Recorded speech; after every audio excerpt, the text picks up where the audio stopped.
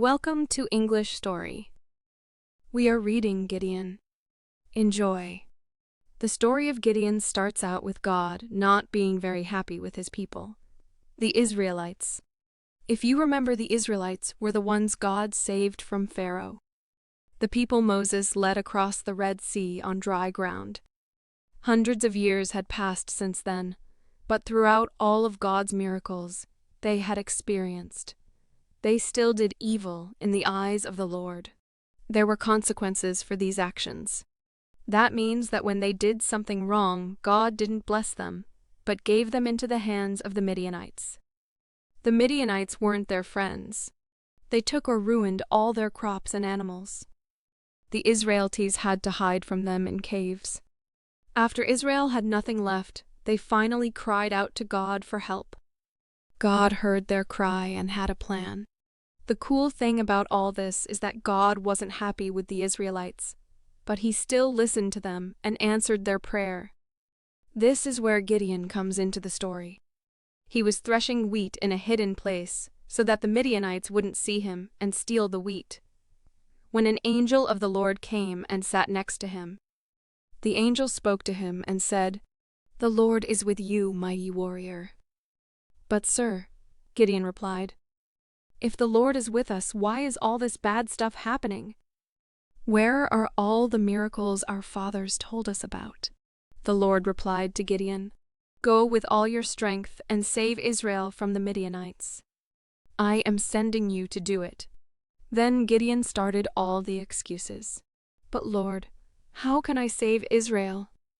My people are the weakest in Manasseh, and I am the smallest and the youngest in my family."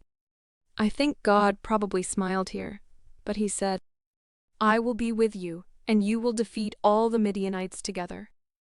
Then Gideon asked God for a sign. He wanted to be sure this was really God that he was talking to. Gideon didn't have a Bible to follow and didn't know how or if God went around talking to people. He wanted to be sure. First, he prepared an altar as an offering for God. This was the way they gave gifts and asked for forgiveness to God before Jesus died on the cross. He set his offering down on a rock, and fire came from the rock, completely consuming the meat and bread. And the angel of the Lord disappeared. Then Gideon realized that it was the angel of the Lord. That same night, the Lord told Gideon to take down the altar his father had built for a pretend god and to cut down an Asherah pole. The Israelites had started believing in these fake gods, and that's why God had been angry with them. He is the only real and true God, and these people were praying and giving offerings to pieces of wood and statues that can't do or hear anything. So Gideon took 10 of his servants at night and tore down the altars. The people were mad when they realized Gideon had wrecked their altars, but they decided that if Baal was really a god, he could punish Gideon. Of course, nothing ever happened to Gideon because Baal isn't real. Gideon still wanted to make sure that God would save the Israelites, so he asked for another sign. He placed a piece of wool from a sheep on the ground. If there was dew only on the fleece and all the ground around it is dry, then he would know that God would save them. When Gideon checked the wool in the morning, it was soaking wet and the ground was dry. Still, Gideon asked for one more sign. This time he asked that the fleece would be dry and the ground would be wet. Sure enough, the next morning it was just as Gideon asked. So Gideon gathered up an army and started out for the Midianite camp. Gideon was probably feeling pretty good about things. He had lots of men to help him fight, and God promised he would help them win. God had something a little different in mind. He told Gideon he had too many men in his army. He knew that Israel would think they defeated the Midianites on their own, without God's help. So God said to Gideon, "Announce to the people, anyone who's afraid may go home now." Amazingly, 22,000 of the men left. That's a lot of people. More than half of the whole army went home. Only 10,000 stayed. Gideon still felt all right. At least they had 10,000 men, right? Not for long. The Lord told Gideon he still had too many men. When they went down to the water for a drink, the Lord told him, "Separate the men that drink the water like a dog, and the ones that get on their knees and drink from their cupped hands." I'm thinking this took quite a while with all those men, but Gideon did it. It's surprising, but only 300 men got on their knees and drank from their hands. All the rest looked silly, drinking like dogs. God told Gideon that he only wanted the 300 men and the rest were supposed to go home. This way, when they won, the Israelites would know that God was in control with only 300 men left. Gideon didn't know how God was going to help them win. There were so many Midianites against just 300 of them, so he worried and wasn't getting any sleep. So God decided to help Gideon and make him feel better about things. During the night, the Lord spoke to Gideon. "If you are still afraid that I'm going to help you win, go down in the valley with your servant Purah, where the Midianites are staying, and listen to what they're saying.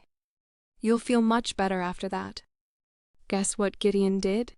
He was still afraid and took Purah and snuck down to the midnight camp. Just as he arrived, he heard one of them talking to his friend about a dream he had. He was saying, "I dreamt that a round loaf of bread came rolling into our camp. It came so fast that it ran right into one of our tents and made it fall over." His friend responded, "This must mean the sword of Gideon and that God will help him defeat the Midianites." As soon as Gideon heard this, he worshipped God and ran back to the camp.